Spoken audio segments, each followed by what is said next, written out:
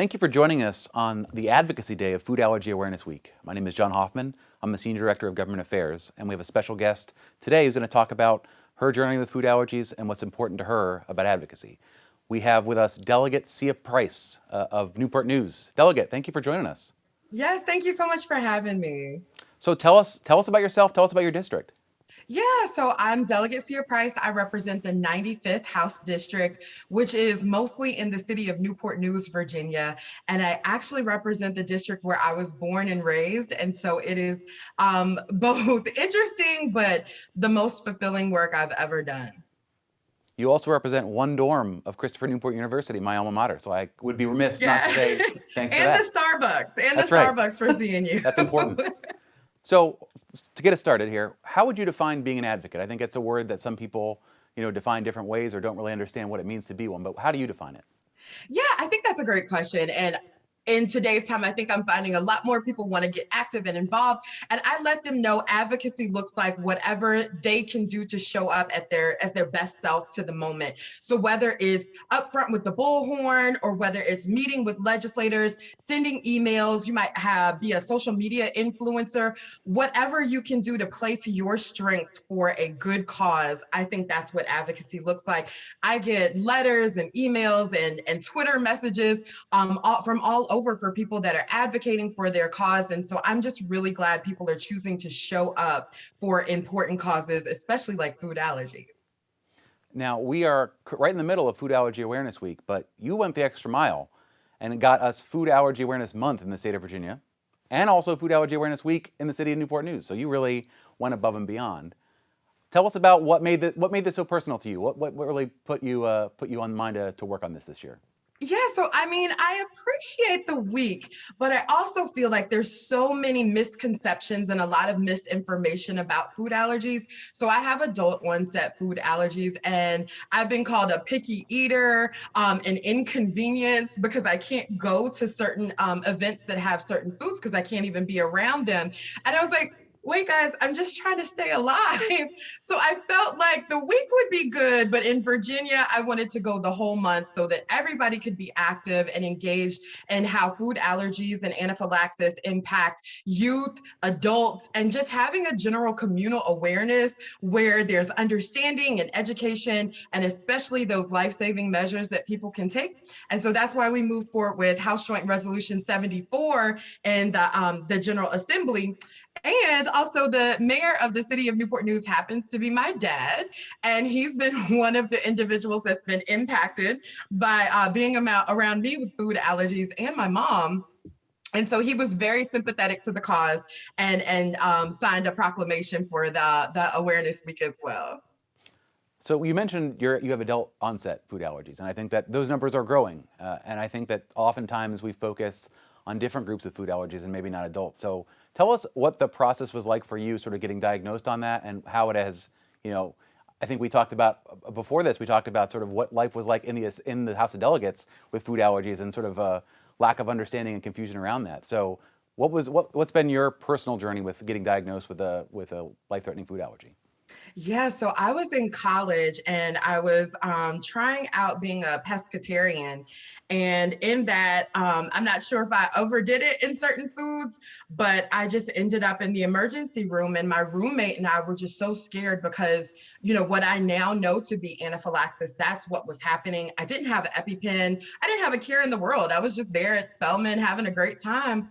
But that's when I really got tuned into the fact that not only was I allergic to the food that I ate that night, when I went to get tested, I had reactions to all kinds of foods, and then I had actual allergies to some, and the list grew to about 20 foods that I was eating. One of the great things about the diagnosis is understanding why I was always feeling so crappy, if I could say that. Migraines, I was always itching, I was always clearing my throat. Like I didn't understand what it was that I was going through. Instead of just powering through, I kind of wish I had gone to see the doctor sooner, but I ended up getting tested. I ended up with that list. So I keep that list in my wallet. All of my friends and family know about the allergies, but being in the House of Delegates has been interesting because I think some of my allergies, including like shellfish, they're a sign of opulence and just fanciness at receptions.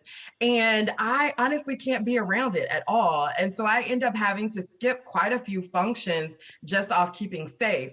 But both Republicans and Democrats, once they find out, they've been very, accommodating within the quarters where I have to be. And everyone knows that my EpiPen is on me. And I also have another colleague that has a similar reaction to other foods. And so I think that growing compassion on both sides of the aisle was very encouraging. But I did find that even a lot of adults did not understand what it was that I was going through, and that it wasn't just, like I said, being a picky eater, that it really was about health and safety. So it's been interesting, but so far so good. So we've got our fly-in next week, and if you're watching this today, you can still sign up. The link to that will be in the chat to my left or right. But we're going to have over 150 people having virtual meetings with their legislators, and we'd love your point of view as a legislator. What makes someone an effective advocate, and how should they approach this meeting? Yeah, so I think it's really interesting. The facts and the charts and graphs and all of that are always interesting and helpful as information. But when you really bring a personal story to an issue, that helps us remember the face, the emotion, especially with kids. I'll tell you, we're all suckers for kids. But if you have a child or an experience where more education or different legislation would have been impactful, especially maybe life-saving, those stories stick with us. And those stories cross partisan lines, where we all do want to protect our residents and the residents we serve and make sure that they're good. So I would keep it short, concise, to the point, but heartfelt and genuine. And those usually go over really well. Sometimes we might gloss over with too many numbers and facts. We read everything. But when an advocate can really bring that lived experience out, and we can converse about their having to navigate this issue, especially with food allergy awareness, where it's like just being around something or accidentally eating an ingredient can put your life at risk. I think our ears and our hearts really tune into those type of stories. So clear, concise, and very heartfelt and genuine. And I think that'll be a good meeting. Lastly, much of the world is still doing all of their business via Zoom like you and I are today. Is there anything unique about a Zoom meeting that our advocates should know? Anything they should try to do specifically for this sort of, face-to-face contact is better, but this is what we've got. So is there anything special they should focus on for those kind of meetings?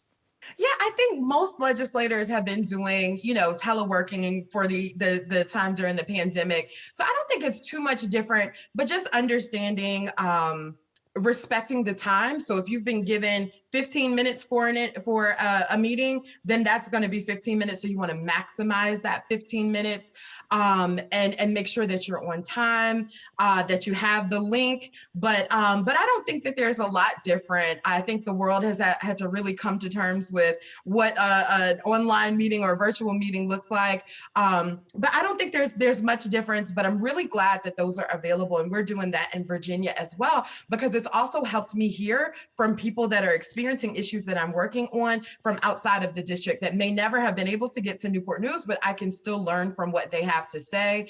So that's the benefit, but I don't think it's too much different. Cia, we want to thank you for taking the time today to speak with us about your great work on Food Allergy Awareness Week, Food Allergy Awareness Month, and all the great work that you're working on for all the citizens of Virginia. Thank you so much for the opportunity. And thank you for joining us today. I really hope you'll join us next week at the Fly-In. You can find out where to sign up on foodallergy.org. Thank you.